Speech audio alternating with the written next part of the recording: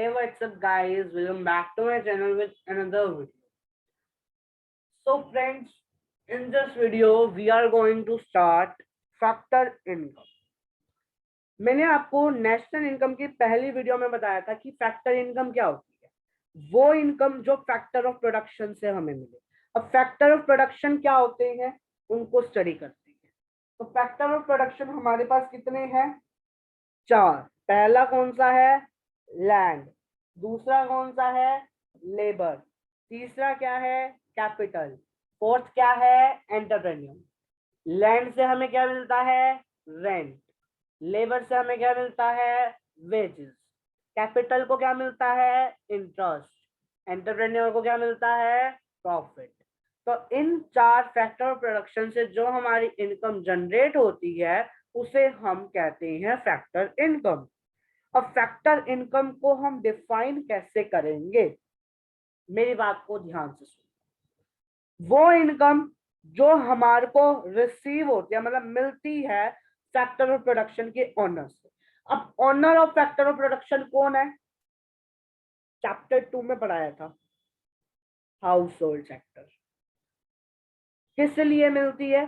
For rendering the factor services to producer.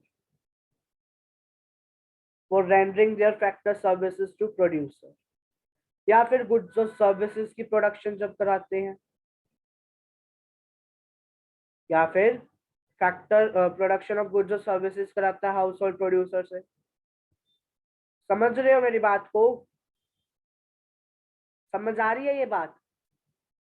Factor income समझ आई? वो income जो owner of factor of production से मिलती है फैक्टर सर्विसेज को रेंडर करने से, या फिर गुड्स और सर्विसेज के प्रोडक्शन करने से। क्लियर है? Owner of factor of production बताए ना कौन होता है? Household sector. और प्रोड्यूसर तो प्रोड्यूसर सेक्टर से आया। अब आई एक मोस्ट इंपोर्टेंट पेमेंट, या यू कैन से, हाँ पेमेंट कह दो या इनकम कह दो। क्या होते हैं? Transfer payment, unilateral payment, one sided payment. Transfer payment का other name unilateral payment, unilateral payment का other name one sided payment. अब तुम्हें ना इससे समझ नहीं आएगी ट्रांसफर पेमेंट क्या है, यूनिलेटरल पेमेंट क्या है। वन साइडेड पेमेंट से कुछ ना कुछ हिंट मिल रहेगा कि एक साइड से पेमेंट हो रही है, दूसरी साइड से पेमेंट नहीं हो रही। अगर आपने ये सोचा तो आप बिल्कुल सही हो। क्यों? क्योंकि ये ऐसी इनकम है, मतलब बेसिकली हम ट्रांसफर इनकम कह दो या ट्रांसफर पेमेंट को हम क्या कहते हैं, वो इनकम जो हमारे को मिलती तो है लेकिन कोई प्रोडक्टिव सर्विसेज को रेंडर किए बिना। जबकि फैक्टर इनकम में हमें सर्विसेज को रेंडर करना पड़ता था। मैं इसको ना थोड़ा सा साथ में ले आता हूँ ताकि आपको इजीली अंडरस्टैंड हो सके क्या कंसेप्ट मैं कराना चाहता हूँ। ठीक है? यस। तो फैक्टर इनकम थी कि जो विद इन द, सॉरी, जो रेंडर करने से मिलती थी, लेकिन ट्रांसफर पेमेंट हमें विदाउट रेंडर करने से मिलती है। वो विदाउट रेंडरिंग यानी productive production of goods and services या प्रोडक्टिव सर्विसेज। अब ये क्या कोज नहीं करता और क्या कोज करता है? जो हमारी इकोनॉमी के अंदर गुड्स और सर्विसेज की प्रोडक्शन हो रही है उसको कोज नहीं करता ट्रांसफर पेमेंट। लेकिन जब हमारी पेमेंट एक सेक्टर से दूसरे सेक्टर में होती है ना, ट्रांसफर होती है, उसको ये कोज करता है। अब ये रिसीव की जा सकती है डोमेस्टिक टेरिटरी ऑफ कंट्री के अंदर भी और अब्रॉड से भी। मतलब फैक्टर इनकम का कोई रिलेशन नहीं है, फैक्टर इनकम का रिलेशन है, पर क्या नहीं है अभी नेशनल इनकम और डोमेस्टिक इनकम में।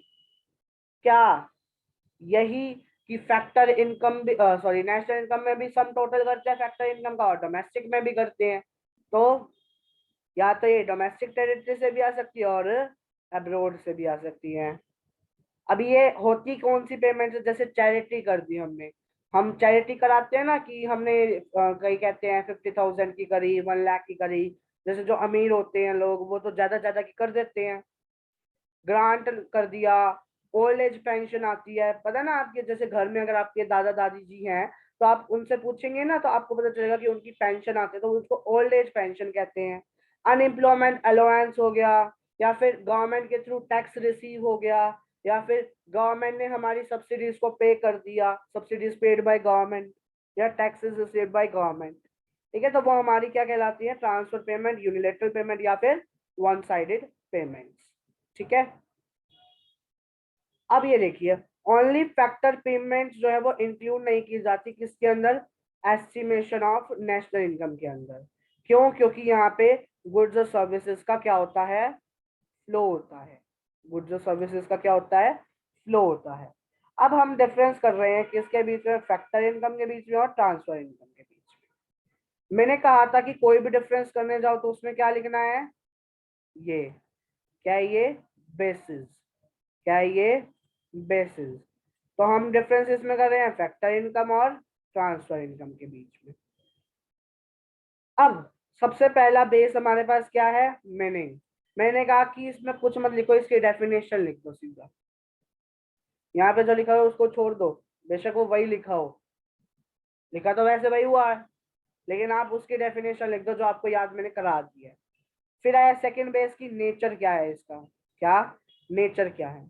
फैक्टर इनकम जो है वो नेशनल इनकम को भी इंक्लूड करता है, डोमेस्टिक इनकम को भी इंक्लूड करता है, जबकि ट्रांसफर पेमेंट इंक्लूड नहीं करता इन दोनों को। अभी पढ़ा तो है, फैक्टर इनकम में पढ़ा नहीं है अभी, जब हमने कहा था कि ये इंक्लूड होता है नहीं होता।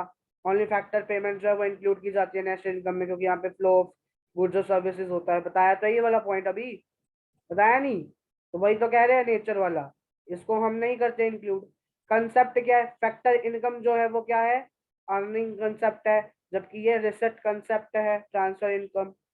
अब रिसिटेंट कौन होता है इसमें, फैक्टर इनकम हमें कहाँ से मिलती है, फैक्टर ऑफ प्रोडक्शन से।